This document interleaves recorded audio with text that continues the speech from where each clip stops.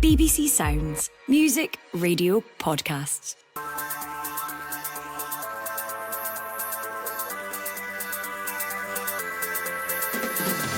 Hello, I'm Jane Lewis, and this is the Scottish Football Podcast. All the news, views and analysis you need on Friday the 25th of April as we look ahead to the first weekend after the split. And he has gone for the post. He scores!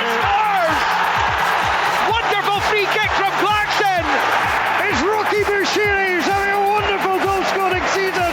A cracker in store at Pittodrie as Aberdeen host Hibs.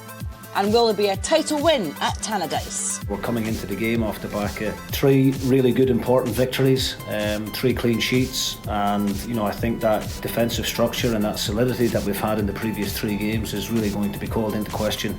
Yes, could Celtic wrap up the title as they go to Dundee United while St Mirren host Rangers and outside of the top 6? Crunch end of the season, so obviously it's not ultimately where we want it to be, but we're in this position now and we've just got to attack it head on. A crucial encounter at Tynecastle as Dundee visit Hearts. All that, and we'll look ahead to the weekend's Women's Scottish Cup semi-finals. The Scottish Football Podcast from BBC Sport Scotland. Well, Cillian, Sheridan, former Dundee, Celtic and St Johnstone striker, is with us. So too former Scotland goalkeeper Gemma. Plenty to discuss with you guys. Are you relishing the run-in, Gemma? No. From a St Johnstone perspective, I'm not relishing it. I'm optimistic, as optimistic as I can be. But I think it's going to be... I hope it goes down to a final day. That's what I hope. I hope for the sake of the neutral fan, let's just put it that way, that the bottom 6 goes down to a final day. I think the top 6 is a bit predictable. I think the top is predictable. I probably think second and third is a little bit predictable. But yeah, let's have a bit of jeopardy in that bottom 6. Let's have something to play for, shall we? Cillian, are you up for a bit of jeopardy? Yeah, have the exact same thoughts as kind of someone looking in from the outside. I just want excitement. Yeah, don't we all? Game of the weekend, arguably, if you're talking about excitement, at Pittodrie, where unbeaten Hibs face Jimmy Cillian's recovering Aberdeen, and that battle for third spot, well, only 3 points between the sides, Gemma. I mean, this is going to get interesting, isn't it? Hibs on a brilliant run of form, 18 league games unbeaten. Momentum certainly with them, fair to say? I think so, yes. And you're right, a recovering Jimmy Cillian side. It's really interesting when you look at the stats of the season between Aberdeen and Hibs. They're pretty equal, which is obviously an average. It's not an average of the last 18 games, but it's an average across the season. What's interesting, though, is that Aberdeen have won 1 of their last 9 games against Hibs. Which is pretty telling. And there's the Aberdeen Hibs games have always it's been sort of pivotal this year. If you think back to November when it was 3-3 and Hibs got that really late equaliser. That was like the start of green shoots, wasn't it? That was the start of something. So is this going to be the end of something? You don't know. You're right. It is going to be a cracker. And from what I've seen from the atmosphere up at Pittodrie this season, it seems like in event-wise, atmosphere-wise, it seems to be like really good. So I would definitely take a trip up to Aberdeen if I wasn't busy to go and do that one, because I think it will be a cracking game. Yeah, you've probably got other things on your mind this weekend. It is fair to say, but Aberdeen, only 3 points of Hibs.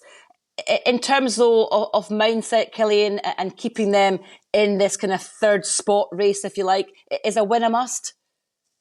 Yeah, I think so. I think it's a chance for Aberdeen, the players as well, probably from having such a good start to the season and then falling off so much. It kind of gives them a chance to capitalise on that good start. They don't want to, if probably the position they were in, it would probably feel like they threw away having a third place finish. So the chance that they can come back, still get that third place again, would probably feel like they've capitalised on such a good start. I think, look, before the start of the season, they probably would have taken, first of all, top 6 and then just up there challenging again. But I think given they're such a good start, they will want to go and get something from the season, I think. Yeah, and listen, they are under an unbeaten run of their own, Gemma, unbeaten since March. But in terms of performances, and we kind of saw it at the Cup semi-final, even though they won through, at times they've not looked overly convincing, which sounds strange to say considering they're on an unbeaten run. Yeah, but you can go on unbeaten runs without being convincing. You just become difficult to beat. And I think if you compare the two, I think that Hibs are difficult to beat and convincing. I think that's the difference between the two. And I think that Aberdeen's still probably fresh in their memory, that run that they had, which is not dissimilar to the runs that Hibs had right at the beginning of the season. However, Hibs, that's now well parked and it's in the back shelf. So it'll be interesting. I think, history tells you that Hibs will, and probably momentum and consistent form will tell you that Hibs would take this one. But Aberdeen could throw a spanner in the works. Cillian, are you going to be bold enough to make a prediction on this one? I think Hibs. I think Hibs will win. I think they're, like Gemma was saying, they've got both resilience, hard to play against, plus they're playing good football as well. I think they've got the momentum, confidence, and I think also the fact they've come back from having such a poor start to the season. I think they've kind of built more about them that I feel like third place would probably mean a bit more to them than to Aberdeen. I feel Aberdeen have had the really good start. They've had that kind of little cushion. Whereas I feel like Hibs have kind of been up against it from the start of the season. I just think that they'll probably have a bit more to get from it. Well, let's take a look at the other two matches in the top six. Dundee United hosting Celtic in the lunchtime kickoff. Now, obviously, Celtic are trying to wrap up this title, which is a massive incentive for them, Cillian, isn't it? But in terms of from a Dundee United point of view, it's also an incentive for them, isn't it? They want to try and stop this kind of party taking place in their own backyard. Yeah, definitely. And they still have positions to play for themselves as well. You also have your own professional pride. You don't want to be the place teams come to party and win leagues. So I think they'll put up a good. Not that they would not put up a good fight against them, but the problem is when you're playing a team like Celtic who have all those incentives to win, it makes it very difficult. That it can kind of be no matter what you do, if Celtic turn up and want to score 4 or 5, they can, and turn it into a party atmosphere, and they'll just want to kind of get it over and done with as soon as possible. But I think the other thing is, like, Celtic have got to the stage where, like, their fans are kind of complaining that where they're winning the league now, like, it's got to it's like, it should be winning. Like, that's where we're at. It's kind of got to that stage, which kind of sums up the season a bit, I think. Yeah, and I suppose kind of sums up how well Celtic have done over the past few years as well, and the past few games from a Celtic point of view, Gemma. Well, they've been pretty incredible, haven't they? I mean, I thought we were doing all right until the last 12 minutes of the first half on Sunday. You know, they've certainly responded to the slightest of blips that they had when they lost to St Johnstone, and they've shown in matches since just the ability just to flick a switch, haven't they? And what I think's been impressive about Celtic is that, I mean, for example, you take Kyogo out of any team, the influence that he's had, and you'd expect, you know, a bit of an adjustment period, wouldn't you? Yeah. No, not a chance. They've almost gotten better. My head has almost just flourished in terms of him being in the spotlight now. And I think in terms of this, SPFL have not been kind to Celtic in terms of the planning of the fixtures, have they? Should have given them a couple of home games right at the beginning just to get it over and done with. You could argue, and I jest at that. But history's not fair to Dundee United in this one. They haven't, 22 games? They haven't beaten Celtic. Celtic have had 4 clean sheets in the last 4 games against Dundee United. everything points to the party being up in Dundee this weekend for Celtic, and I think you'd have to argue that there's nothing telling us that it won't be that way. And you have to take your hat off to Celtic for the way in which they've gone about their business this year. They've just been so dominant.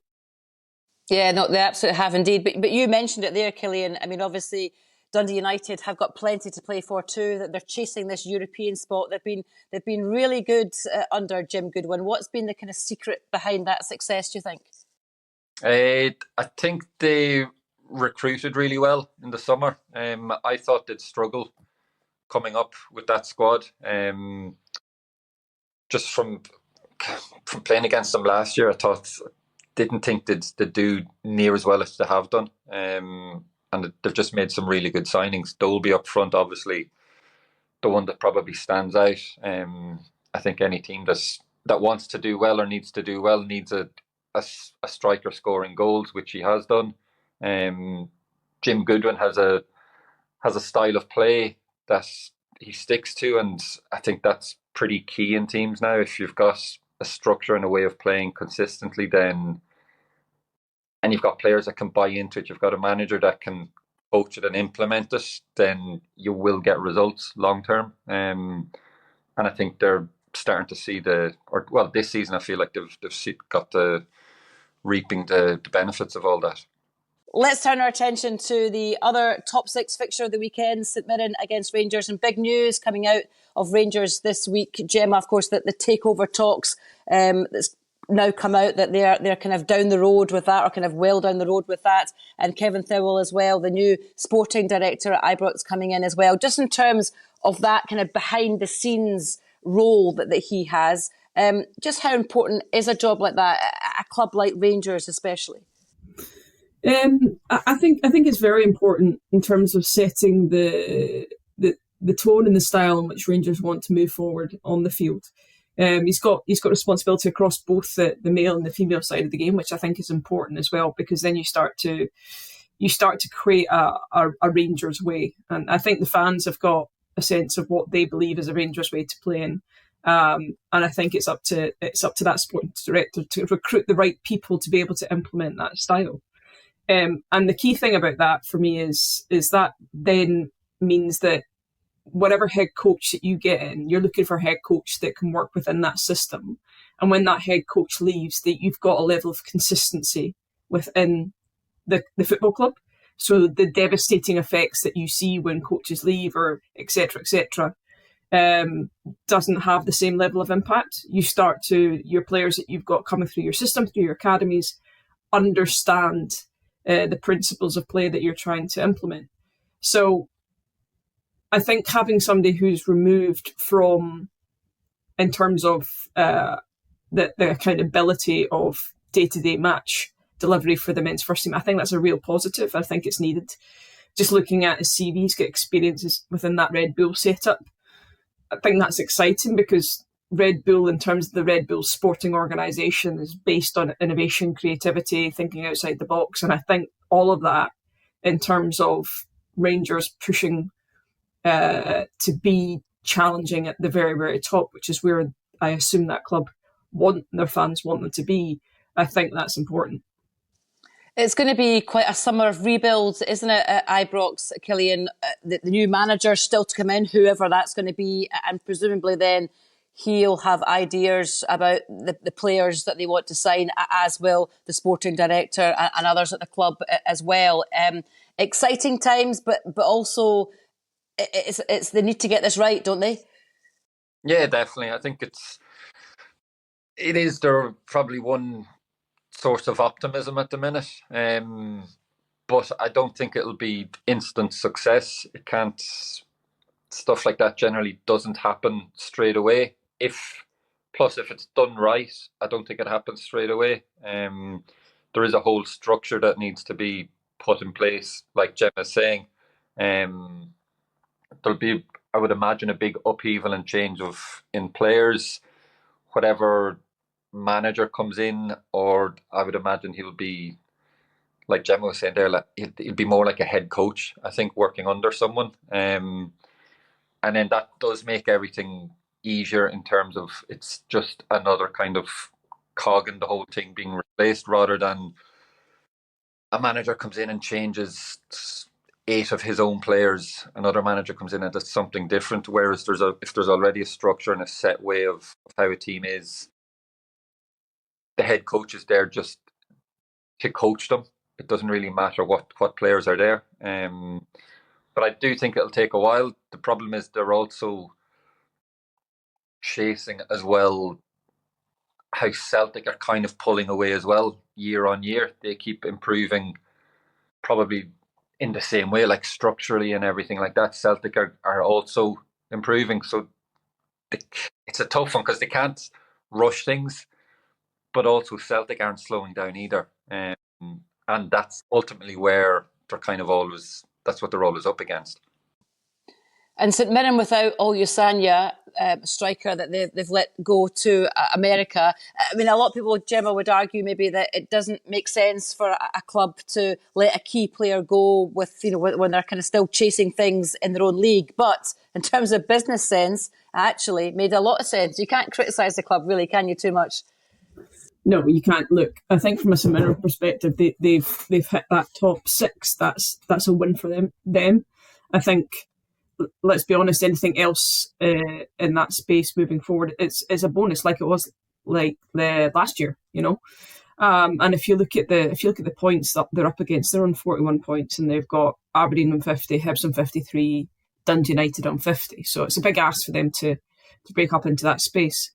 And as a club, they have to look at the business sense part of it. Olasanya's done them great service, opportunity there to make some money to then reinvest back into the club. You could argue actually that by getting that and banking that now, that gives them certainty in the market going forwards. It gives them more time to be able to bring in replacements in that space. So from a business, I can understand it. From a fan perspective, I really can.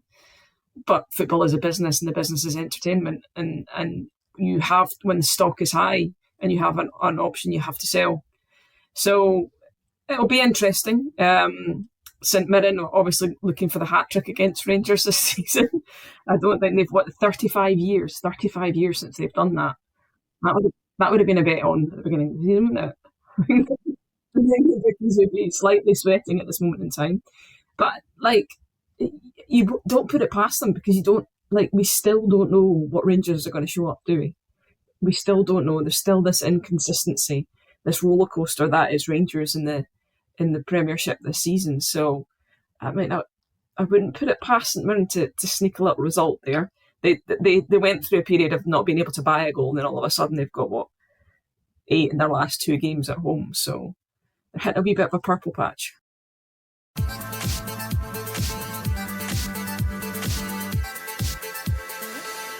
Let's have a look at the fixtures for the bottom 6 now. And Hearts failing to score. Talk about goals there in their last 3 league matches. Obviously, they're coming off the back of a really sore one in the semi-finals of the Scottish Cup, Cillian. And Dundee, always tricky opponents, you would imagine, and they'll have something to prove as well. What are you thinking ahead of this one? A big game at the other end of the table, really, isn't it? Yeah, massive for probably Dundee, I think, if anyone.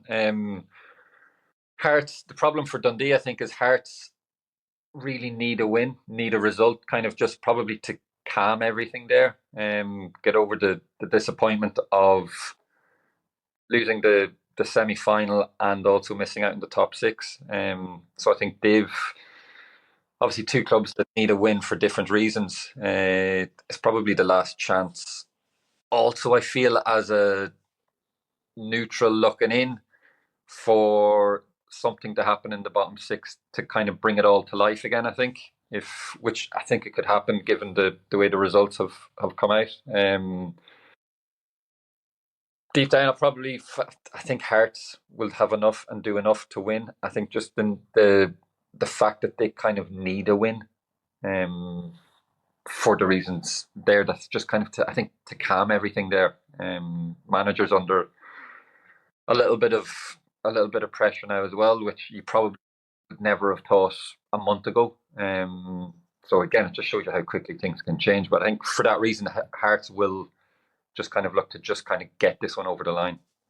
Well, talking of clubs that need a win, Gemma, sorry to bring this up again, but St Johnstone, obviously, if 5 points adrift at the foot of the table, they're coming off the back of a bruising defeat at Hampden against Celtic in the semi-final of the Scottish Cup. How on earth do they go about picking themselves up after that one? And for what physically and mentally, I guess, is a really, really important game, isn't it, in terms of this survival race that they're up against?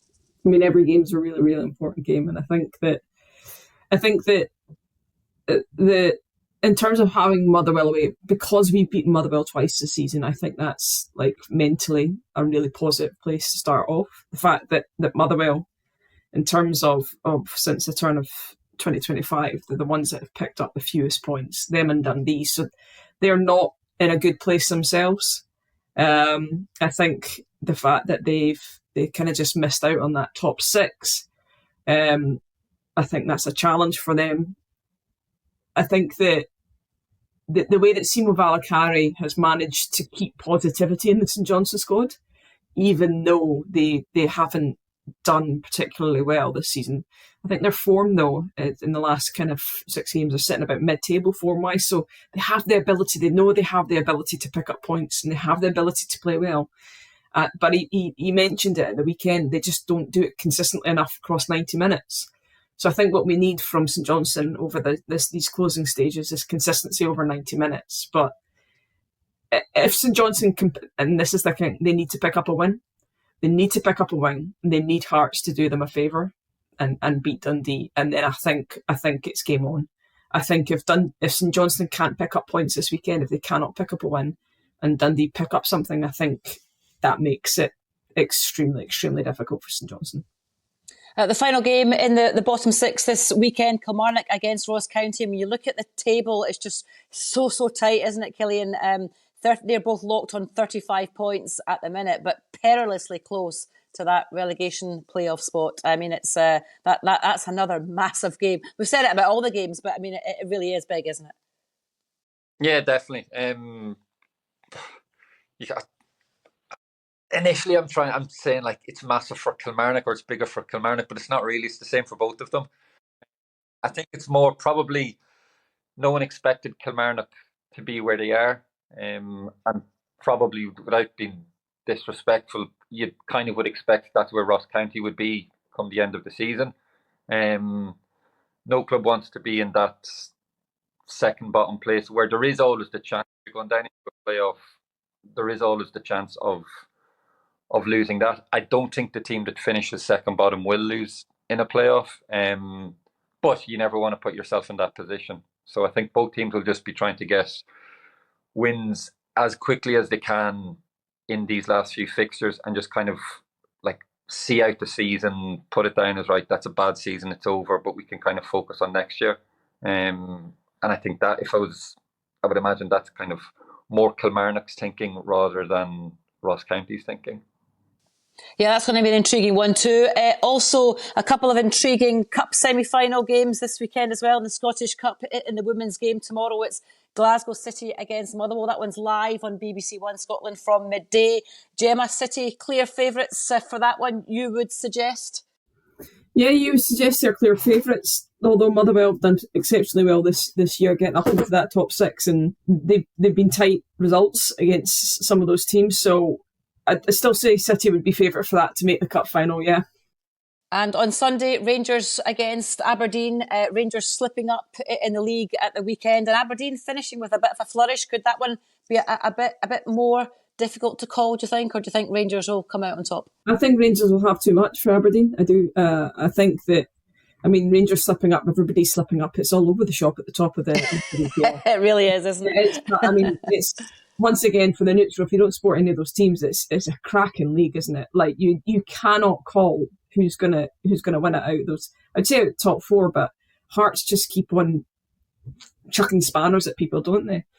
So I'd say I would predict a Rangers Glasgow City semi-final. It would be really interesting if there was an upset in there, but I don't see it.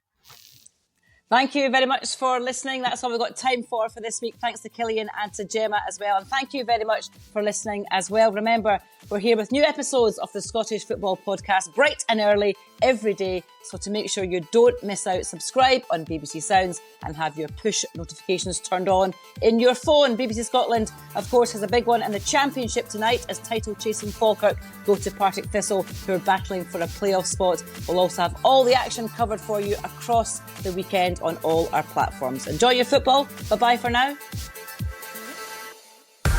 For everything you need to know about your team this season, download the BBC Sport app. All the latest news, goal updates, stats and scores, and insight and analysis.